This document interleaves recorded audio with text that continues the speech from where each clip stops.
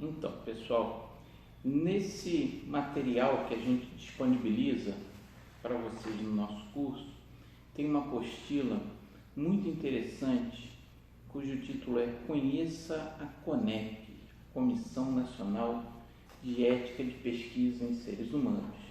Que é interessante vocês saberem, nesse curso a gente tem que falar um pouquinho de lei, um pouquinho de legislação, mas fiquem tranquilos que não é uma legislação inócua. Eu acho que é algo muito interessante, porque te responde, a uma pergunta que é assim: se eu quiser fazer uma pesquisa que envolva seres humanos, o que eu faço? O que eu tenho que fazer? Você tem que cumprir alguns procedimentos que são regulados pela Comissão Nacional de Ética e Pesquisa em Seres Humanos, a CONEP. E quando a gente fala de pesquisa com seres humanos, não é algo estratosférico, tipo, vou inventar uma vacina e vou testar em alguém. Isso você também tem que fazer. Mas até se você for passar, digamos, uma pesquisa, tá? Fazer lá uma entrevista, o que muitas vezes você faz no CDERJ, o que muitas vezes você faz no seu TCC, né? Não faz? Faz, que eu sei. Já fui coordenador da biologia, eu sei. Então, você vai lá no TCC e faz uma pesquisa na sua comunidade, lá no pessoal da cidade onde você mora, Bom Jesus, Itaperuna, São Francisco, e outros polos, tantos do CDERJ. Você sabia que para publicar aquela pesquisa você tem que ter a aprovação da CONEP? Senão você não publica a sua pesquisa. E isso é muito fácil, tá? Porque a CONEP, como o próprio nome já diz, regulamenta os estudos da ética com pesquisa de seres humanos. Nessa apostila aqui, que eu estou mostrando para vocês, mas vocês vão poder baixar aí na plataforma, tá? E eu sugiro que vocês leiam, porque é interessante que vocês leiam e compreendam, vão estar aplicados alguns daqueles princípios que eu falei para vocês, na questão hermenêutica, da gente promover o diálogo, da gente ter uma discussão ética com a sociedade. A primeira porta, digamos assim, para que a gente comece essa discussão, está nos CEP. CEP. O que é CEP? Não é o CEP que você escreve para mandar uma carta para alguém. É o Comitê de Ética de Pesquisa em Seres Humanos. Tá? Esses comitês de ética em pesquisa, eles estão aonde? Estão nas instituições, nas universidades, podem estar nos hospitais, tá? E para onde você normalmente envia a sua pesquisa, tá? Então, quando você quer fazer uma pesquisa com seres humanos, qual é a forma correta de proceder? Você vai ter, aqui a gente tem, nessa nossa apostilazinha, se vocês derem uma olhada aqui, e os CEP, o que são? Essa apostila pode mudar ao longo do tempo, ela é às vezes atualizada, tá? E a gente também vai procurar colocar ela sempre atualizada para vocês, mas vocês podem fazer o download no próprio link que a gente vai colocar aqui nas plataformas. Então, os CEP, são comitês que vão ser montados nessas instituições próximas a você, Aqui na UENF, eu acho que atualmente a gente não tem. A gente tinha na cidade de Campos, na Faculdade de Medicina de Campos, e eu acho que no Sensa, que é outra uma universidade particular que tem aqui em Campos, mas enfim, pode ser criado aqui em outros lugares, e é muito bom que as instituições que trabalham com pesquisa tenham o seu CEP, Por quê? Porque porque o CEP, primeiro, ele tem uma constituição que deve ser mista, ou seja, deve abrigar também membros, né, da sociedade para ter esse diálogo que eu falei com vocês. Não é bom que o CEP tenha só profissionais técnicos, né? É bom que ele tenha pessoas que tenham alguma vivência da área de ética, de bioéticos, bioeticistas, tenha profissionais com conhecimentos técnicos e tenha pessoas também, da sociedade civil organizada. Líderes religiosos, líderes comunitários, líderes, né, lideranças de movimentos sociais, de movimento civil, que possam ter interesse, que possam dar contribuições para as visões, né, digamos assim, deliberativas que esses comitês de ética em pesquisa vão ter. Tá? Então, a primeira etapa, quando você quer escrever um projeto, né, e submeter esse projeto, seja um projeto que envolva um grau de complexidade grande, como, por exemplo, tá, você testar uma vacina, é algo muito sério, né, muito complicado de você seguir os pré-requisitos. Quando você trabalha também com comunidades vulneráveis, vamos dizer que você queira estudar um gene que tem só numa população indígena lá do Alto Amazonas, que por ser isolada da sociedade ou relativamente isolada, manteve aquela característica genética, é complicadíssimo, né? Porque as comunidades indígenas são tuteladas pelo governo federal, né? São consideradas populações vulneráveis, assim como idosos, assim como crianças. Então, todas essas populações que são consideradas populações vulneráveis têm cuidados éticos maiores. Toda vez que você usa material biológico humano, que você vai testar uma droga em seres humanos, você tem que ter um cuidado com relação à bioética muito grande. Mas mesmo, como eu falei para vocês, quando vocês vão simplesmente passar um questionário e pegar dados da comunidade, tá? Isso tem que ser tratado com muito cuidado, tem que ter todo um procedimento, tem que se garantir a questão da anonimidade, né, daquele sujeito de pesquisa, porque vamos dizer que você está fazendo um questionário sobre uma questão de saúde, sobre uma questão que envolva sexualidade, e você divulga de alguma forma, mesmo sem querer, por uma falha do seu procedimento, um dado pessoal de um indivíduo que está naquela pesquisa. Isso pode causar danos seríssimos a um indivíduo, né? Então, são vários aspectos que a gente não considera, às vezes que a gente não pensa, mas que têm importância fundamental e por isso devem ser regulamentados. Tá? Então, quando você vai submeter um projeto, né, e esse projeto, quando a gente fala projeto, é algo que é bem estruturado, que tem uma metodologia definida, né, que tem um responsável associado a uma instituição, né, você tem que submeter esse projeto na internet, tá, no site do Ministério da Saúde, que se chama Plataforma Brasil. A gente vai colocar para vocês um link da Plataforma Brasil e é interessante que vocês vejam, né, entrem nesse site para ver como é que a coisa funciona. Como eu falei, é importante até se você quer desenvolver um TCC na UENF, seu trabalho de conclusão do curso, se vai envolver pesquisa com seres humanos, seja uma simples entrevista, seja passar um questionário, e se você quer publicar esses dados. Tá? Por quê? Porque se você envolve seres humanos, você tem que cumprir alguns pré-requisitos éticos. Tá? Então a gente vai ver aqui na apostila, olhem aí na de vocês, que a primeira etapa é submeter esse projeto na plataforma Brasil, com todos os documentos que ali estão listados, que são, né,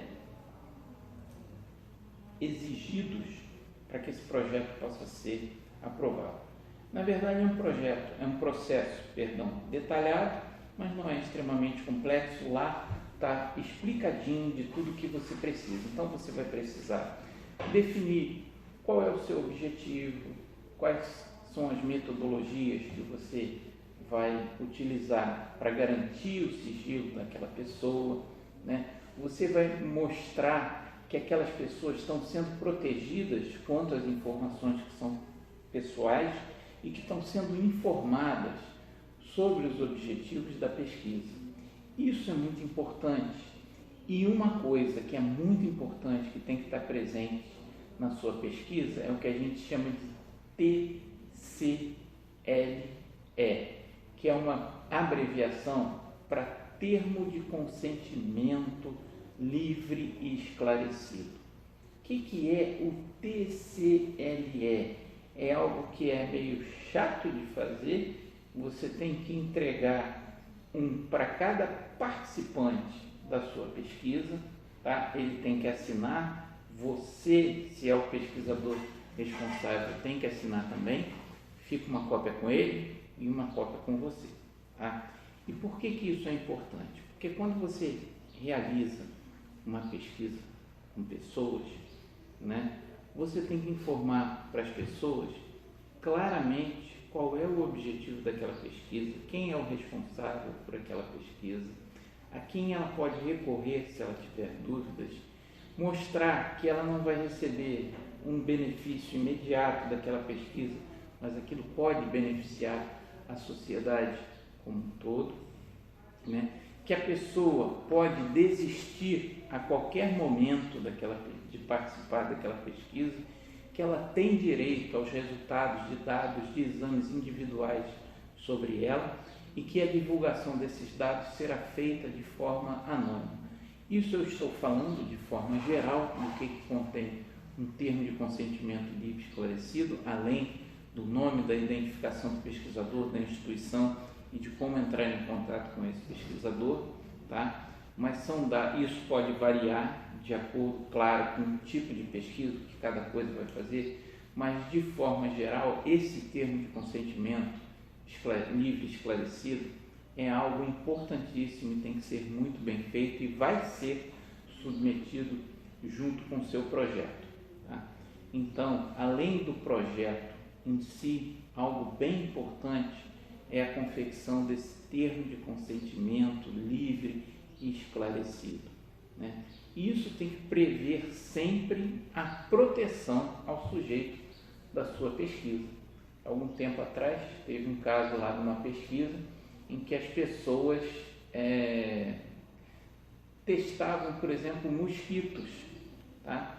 Então, as pessoas se colocavam ali para ser picados por mosquito e ver a alimentação daquele mosquito. Só tem que, se esse mosquito estiver infectado, se você não tiver toda a garantia que esse mosquito não está, você está expondo essa pessoa a um risco biológico, levando a doenças que podem ser até fatais, né? Então, o seu protocolo de pesquisa, o que você vai fazer, como você vai fazer, que garantias você dá àquele indivíduo, se você vai coletar material genético, para que aquilo vai ser utilizado, tudo isso tem que ser muito bem explicitado.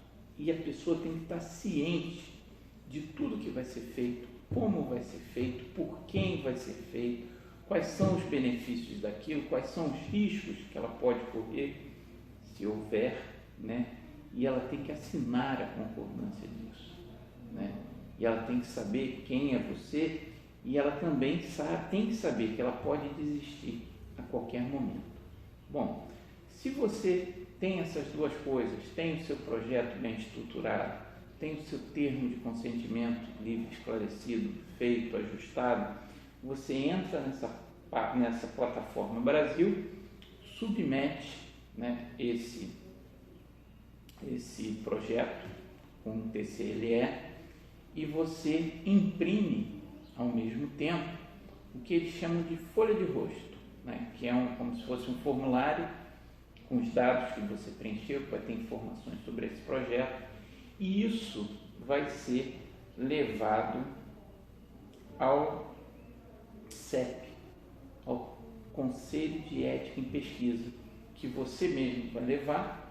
Agora eu não sei, eu vou até conferir se está sendo entregue pessoalmente ou se segue pela via digital, mas enfim, isso é encaminhado para um comitê de ética em pesquisa próximo a você.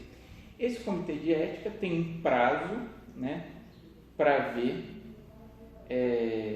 numa reunião se aquilo é justificado ou não, se você pode realmente fazer aquela pesquisa, se ela cumpre todos os preceitos éticos.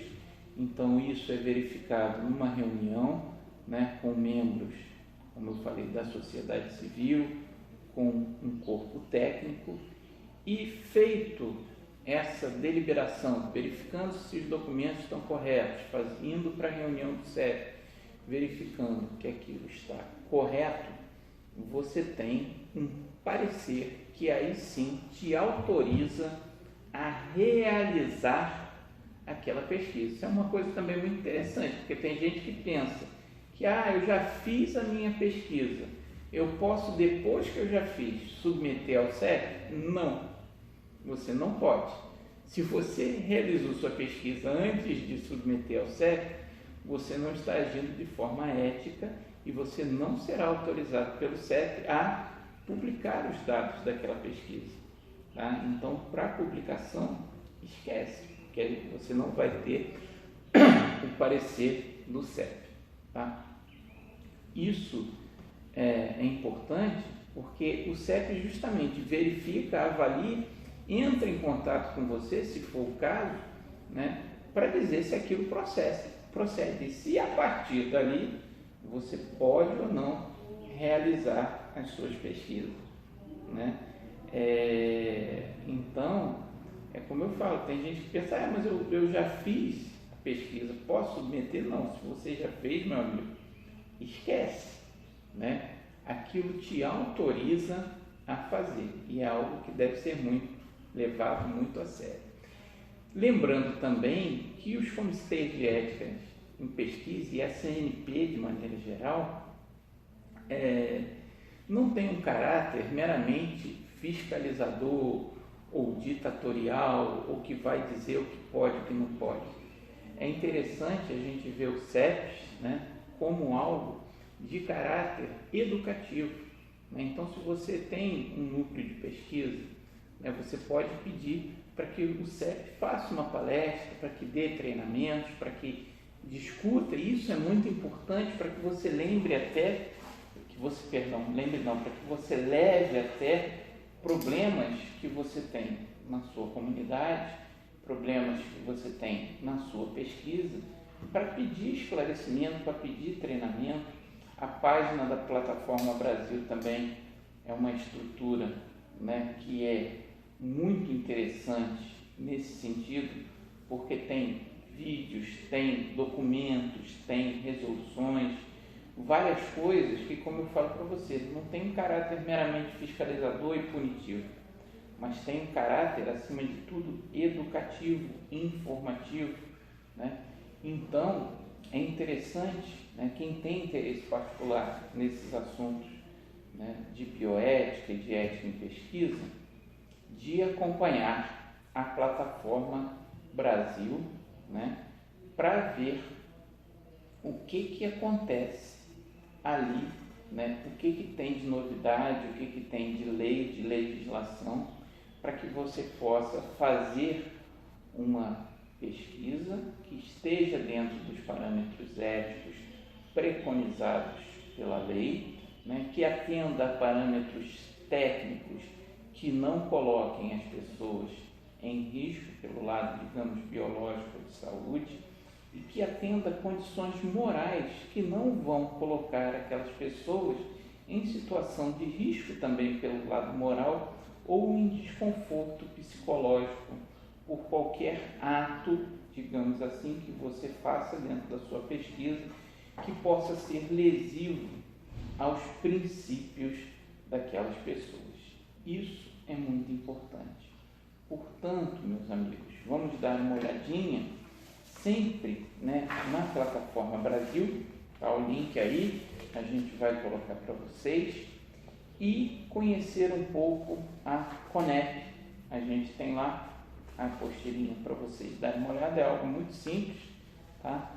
Mas é crucial que vocês conheçam se vocês vão entrar nessa jornada da bioética, principalmente você que quer, como eu já falei desde o início do nosso curso, fazer alguma coisa em pesquisa ou mesmo fazer de maneira correta a sua formação acadêmica no que diz respeito, por exemplo, ao seu TCC, né? Porque eu acho que a gente, quando faz um TCC, um trabalho de conclusão de curso, deve primar para que aquilo seja feito da melhor forma possível, porque você pode até publicar os seus dados, por que não? Aquilo pode ser a sua porta de entrada na carreira científica. Então, vamos nos atentar nisso, vamos ver como é que funciona os CEPs, né? E como a gente lida com a bioética na prática quando queremos fazer pesquisa, tá bom? Então, sigamos juntos, aprendendo um pouco mais sobre bioética e vamos em frente.